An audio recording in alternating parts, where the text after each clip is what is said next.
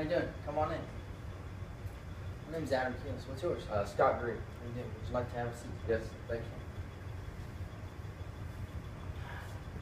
And before we get started, I want to let you know that confidentiality is a big thing in here. Whatever's said between me and you stays between me and you. It doesn't leave this room.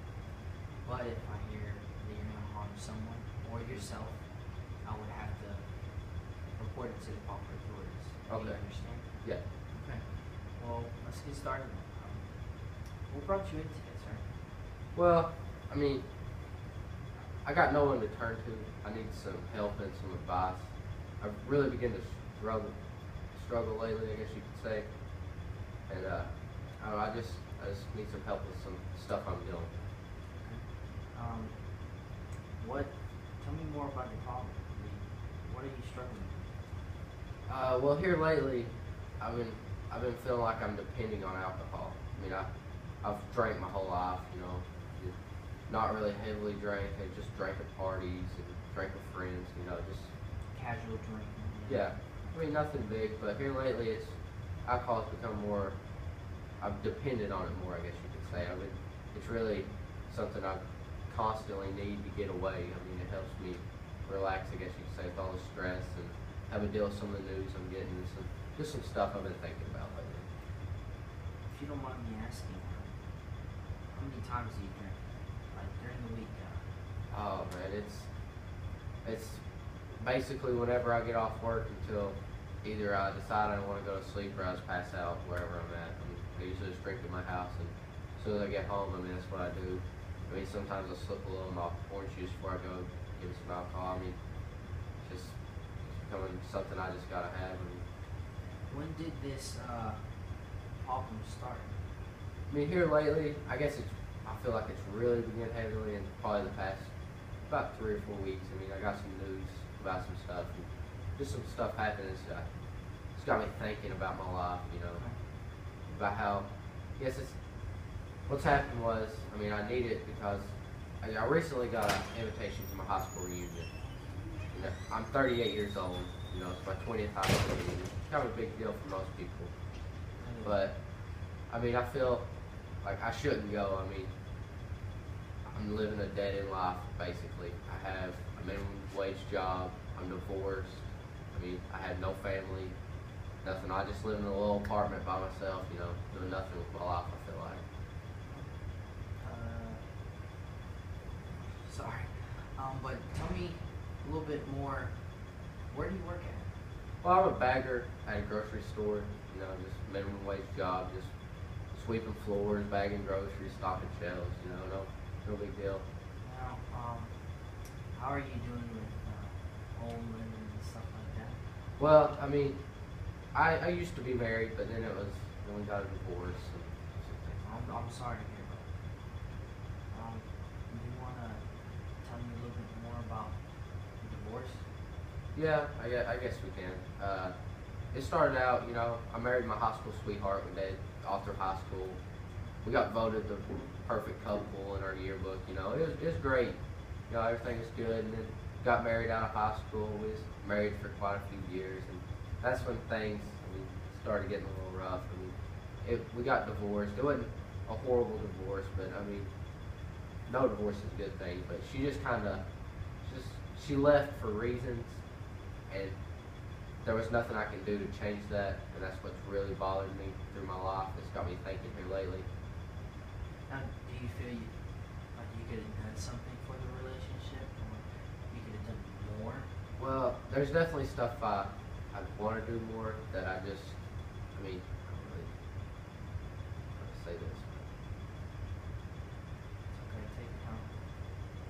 It was just some stuff happened. What happened was we decided we want to have kids.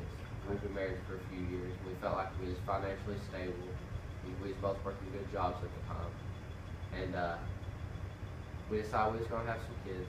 And we tried, you know, and she just couldn't get pregnant. So we went to the doctor, and come to find out, I was not able to have kids. So that kind of affected her and me. And That was a big problem to your alcohol. yeah, That's why you turned to it, didn't you? yeah. I mean, divorce is not easy. I mean, but at the same time, alcohol is not the way to go. You can have support, friends, and it's tough. I mean, you're probably feeling, since you couldn't do anything in the relationship, she left you. You don't mind me asking, what is she doing now? Do you guys still keep in contact? Yeah, I mean, we don't call each other all the time, but like if we see each other, she's friendly enough. I mean, she, hi, how you doing, kind of stuff. I mean, she isn't mean to me. She doesn't shove me out of her life, but I mean, I'm all alone now. I've got nobody to turn to. I've got my little dog in my apartment, I guess. Okay. And she's off living her life. She's now got 2 kids. I mean, she's remarried. She's doing really well. I'm happy for her. But at the same time, it kind of hurts me because I'm not the guy. She's got what she wants, and I'm You happy don't for have her. what you But want. I mean, I'm not satisfied. Okay. Now let's go back. You told me earlier about your high school reunion. Yes. Now tell me a little bit more about them. Why do you feel you're so low?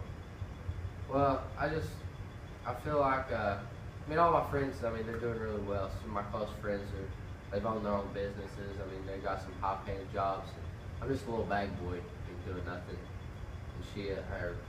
And they've really stepped up in their life and doing something, being a part of the world. Whereas I feel like, I'm just working like what a high schooler should be working. Working summertime jobs. It almost feels like, instead of me being really successful, driving a new car. I got an old beat up car. And it's almost embarrassing. So it makes you feel like you're failing. Yeah, in a way. I mean, I feel like I've failed at life. Well, just to let you know, you haven't failed at life. You're doing something with your life. Right now, you're going through a tough time with the divorce.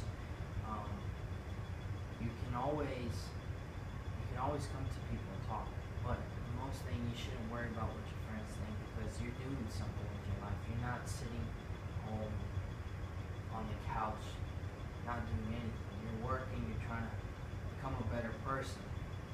You're just going through some tough times right now with the divorce, and divorce is not easy. Yeah, it was rough. That was for sure. I didn't really go toward alcohol then. I did. I mean, but not like it is now. It's like you took the divorce, and then now with the reunion coming up and combined them. I mean, it's just put like a lot of stress on me. It's got me thinking about my life and how I've not really done anything, and how I'm wanting to do something. But I mean, it's just like just one thing after another just keeps knocking me down. Just can't get going. You shouldn't put yourself down, and you should consider going to your high school reunion. I mean, you never know what might happen there. You can meet someone that can help you out. Friends are there to support you. They're not there to bring you down or try to make fun of you. I mean, yes, they might have better jobs, but you're doing something. Yeah. You haven't committed a crime. You haven't done anything legal. You haven't done anything bad. So it's okay for you to go and to see how everyone's doing. Maybe later on, you don't know about your 30th high school reunion. Maybe you'll be up there with everyone. Yeah, I didn't really think about it that way. I've just been looking at all the downs to everything. I just kept trying to keep my head above the water. I guess everything's just been knocking me down. Just kind of been struggling here lately.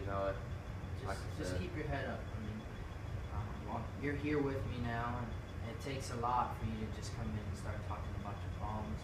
But it's a start. I mean, it's not gonna overnight. It's not gonna fix itself. But you're in here. We'll take it day by day. But you should go to your high school reunion, because I mean, like I said before, you never know. You could have a friend that's working at a big time company, he can find you a job. Or you could go back to college and finish. And, Yeah. Get a degree. That's definitely something I want to do. I mean, I always liked what I was majoring in, what to go to. I mean, What would you major in? criminal justice. Criminal justice. Yeah, I'm trying to get into that, working in a prison or something. Oh, that's awesome. That's awesome. Yeah. Well, would you like to talk a little bit more about your alcohol and problems more? More sessions for you? Yeah, I would definitely meet maybe once a week or something. That's fine with me. Yeah, Whatever you feel comfortable with. Do you feel like maybe there's some other stuff I could do. Yeah, I was thinking about it. I was gonna bring this up to you earlier. We could do an AA. We could go to AA meeting. Oh, You yeah. go some programs to help you out, maybe. Yeah. So you could start up, and then you could also still come back and we can have some conversations. And when's your high school reunion?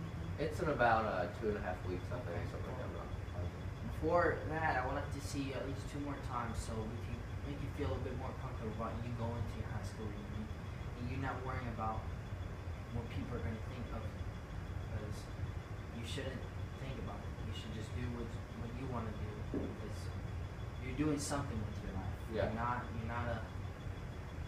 sitting at home on your couch. You're doing something. So I would like to see you more before your high school reunions, at least once. If not, it's okay.